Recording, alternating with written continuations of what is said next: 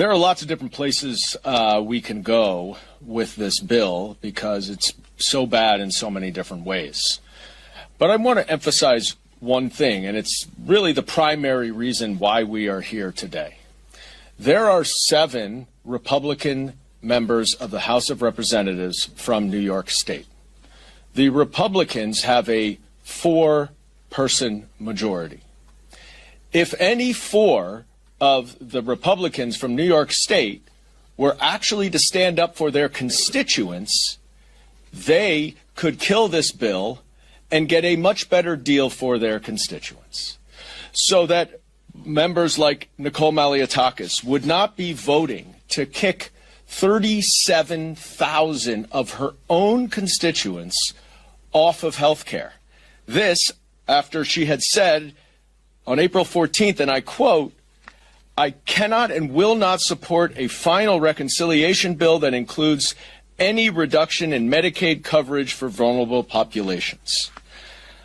Well, I don't know what a $1 trillion cut in Medicaid is, other than a reduction in Medicaid coverage for vulnerable populations. And it doesn't end there, of course, because we have the SNAP cuts. Literally, the most vulnerable people in our society who get $6 a day just to eat are going to have to worry about whether they have food on the table.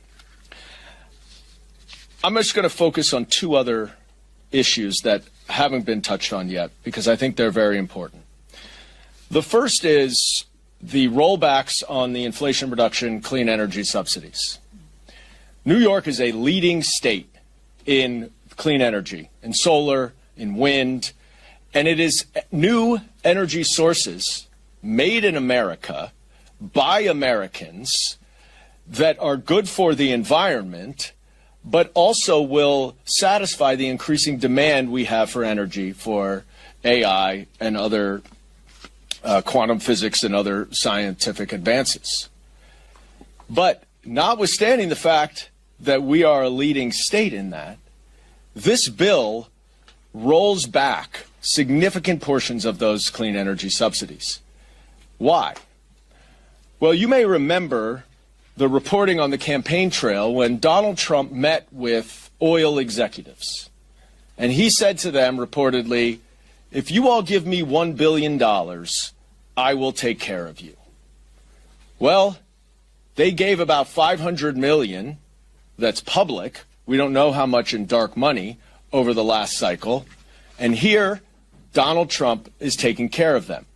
And he's taking care of them not only to the detriment of American jobs, to the detriment of American manufacturing, to the detriment of our national security and energy independence. He's taking care of the oil executives over his own voters because the vast majority of money from those subsidies has gone to Republican states and Republican districts. That sums up this bill in a nutshell. Donald Trump is selling out the American people for oil executives and billionaire donors. And the last thing I'll just touch on is that notwithstanding all of these cuts to critical programs, this budget increases ICE's budget by more than 3 times.